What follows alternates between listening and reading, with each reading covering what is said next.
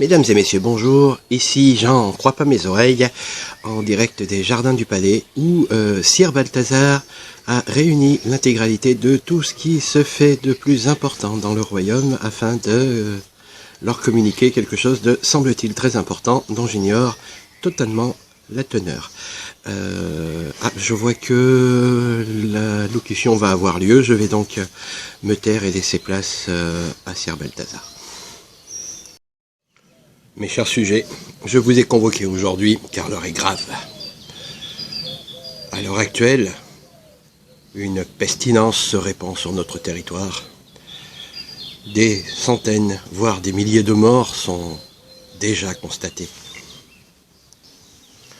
Après avoir consulté les plus éminents barbiers du royaume, il a semblé évident que des décisions étaient à prendre. En conséquence, je m'adresserai en priorité aux chefs de village qui sont ici présents. Nous avons aujourd'hui à affronter un ennemi invisible et sournois qui décime nos campagnes et nos villes. Je décrète donc à compter d'aujourd'hui le confinement de la population dans son intégralité jusqu'à nouvel ordre. Seules les personnes indispensables à la vie du royaume seront autorisées à se déplacer avec un sauf-conduit. Les milices royales patrouilleront dans les villes et dans les villages afin de vérifier le bon fonctionnement de ce confinement et prendront des sanctions le cas échéant. Je m'adresse maintenant aux barbiers du royaume, tous présents ici, et je leur donne pour ordre et pour consigne de cesser toute activité en dehors de la recherche d'un remède contre ce mal qui ronge le royaume. Pour ce faire, j'ordonne que leur soient remis les cadavres des indigents à des fins d'études et je veillerai auprès de ma grande argentière pour que des fonds leur soient débloqués.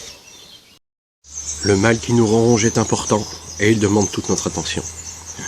Cependant, il n'est pas le seul danger qui nous guette. En effet, il semble qu'une horde de nains venus d'Aelonga ait pris position sous le commandement de Nordri, le général bien connu, sur les îles neutres. L'infâme général Subri et ses troupes ont pris position à l'est, prêts à franchir le passage du Félon. Tous ces indices laissent penser que le vil seigneur Chérun, seigneur des terres du Nord, boucher, assassin, profite de notre faiblesse pour tenter une invasion.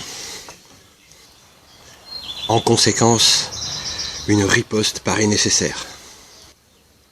Nos campements de l'Ouest ont été décimés par la maladie.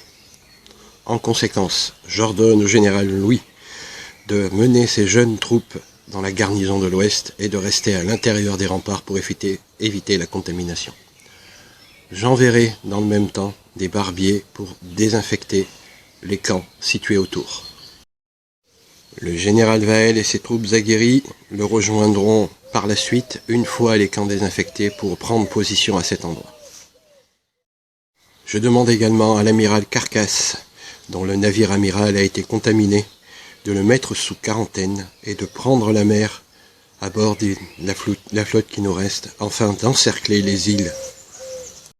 J'aurai bien entendu d'autres décisions à prendre, que nous prendrons à la fin de cette allocution en cabinet de guerre.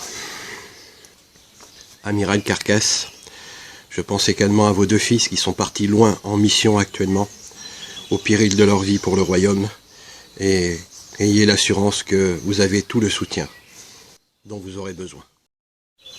Je m'adresse à toi maintenant, Chérun. Je sais pertinemment que tu auras vent de mes mots. Il est encore temps pour toi de reculer et d'accepter la paix. Cependant, si un seul de tes sbires ose mettre le pied sur mes terres, je te promets et je fais serment de te poursuivre jusqu'à mon dernier souffle pour t'écorcher vif de mes mains et jeter ton cadavre au cochon.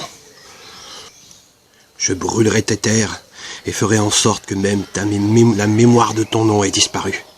Réfléchis bien avant d'entreprendre quoi que ce soit. Je sais également que le gros de tes troupes, mené par ton mercenaire écossais, a quitté ses casernements. J'ignore où il se trouve, mais je le saurai. Prends garde, Chérun, c'est mon dernier avertissement. Chers sujets, je vais me retirer maintenant avec mes généraux en cabinet de guerre. Vous souhaite bon courage et vous assure de mon appui. Bien, c'était Jean Suibaba, en direct des Jardins du Palais. À bientôt pour une prochaine émission. Je laisse la place à la technique. Les gars, là, je sais pas où on en est, mais alors, c'est mal barré cette histoire. Non, mais ça tourne encore là. Coupe, coupe, coupe, coupe, coupe.